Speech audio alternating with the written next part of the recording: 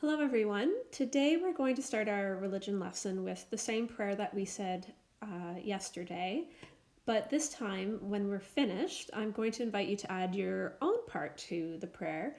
So if you want to say the prayer that you wrote yesterday, feel free to do that.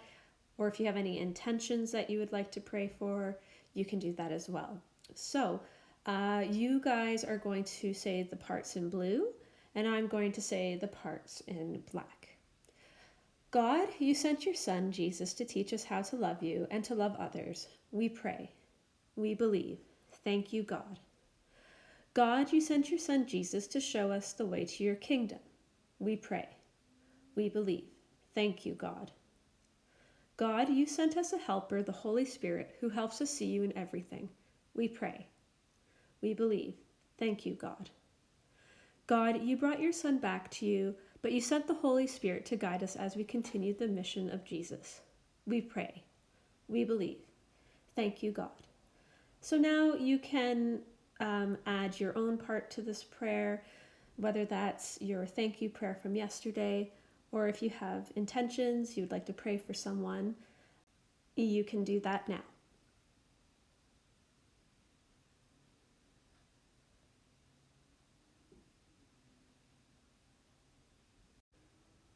So in today's lesson, we're going to talk about the last line in our prayer. You brought your Son back to you, but you sent the Holy Spirit to guide us as we continue the mission of Jesus. So we're going to be talking about the ascension of Jesus and the mission that he gave the apostles. So after Jesus suffered, he rose again and continued to appear to his apostles for 40 days. And he did this so that they could see and believe that he had truly risen and that it was going to be up to them to continue his mission.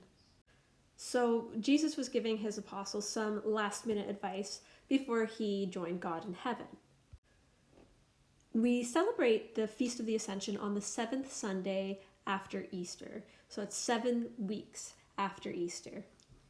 So what does the word ascension mean? Well, we talked about this a little bit in class, but we're going to read some Bible passages now that can give us some hints as to what it could mean.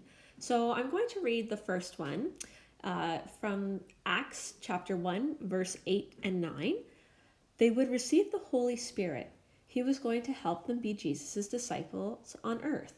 He was lifted up and a cloud took him out of sight. The next passage is from Mark, the book of Mark, chapter 16, verse 19 to 20. Jesus was taken up to heaven and seated at the right hand of God. They went out and proclaimed the good news. And our last passage is from the book of Luke, chapter 24, verses 50 to 53. Jesus took them to Bethany, lifted his hands, and blessed them. He withdrew and was carried up to heaven. They were filled with great joy and went to the temple to pray.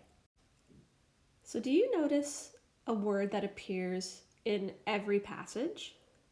So if you take a look at the bolded words that I have, let's see which one all the passages have in common.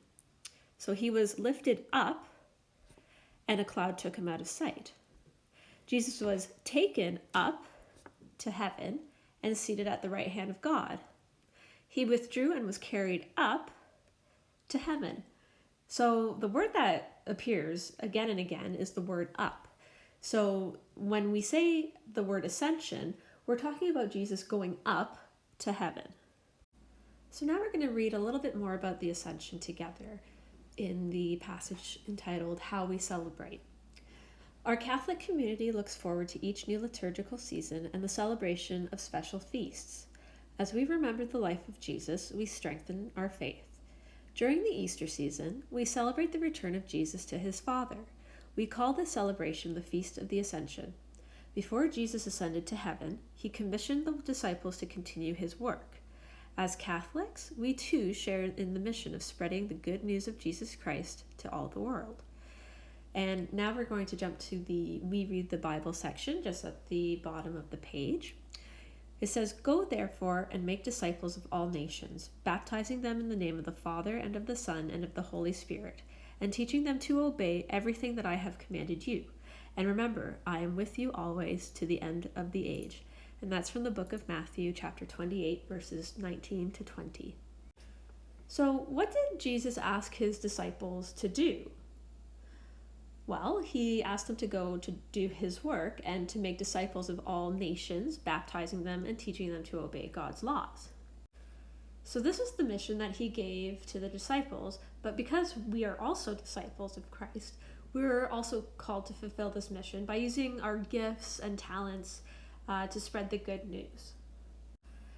So for our exit pass today, I want you to imagine that you're one of the apostles and you saw Jesus suffer and you heard that he had risen from the dead. And then one day you and the other apostles see Jesus and you speak to him. So our exit pass today is going to be a journal entry, and I want you to explain how you felt as an apostle when Jesus died and how you felt when you heard that he had risen and was with us again. So we're role playing now, and I want you to think about how you might have met Jesus, and I also want you to think about what you would be saying to Jesus if you met him after the resurrection. So you can go to our lesson homepage and you can fill that out, and I will see you on Monday.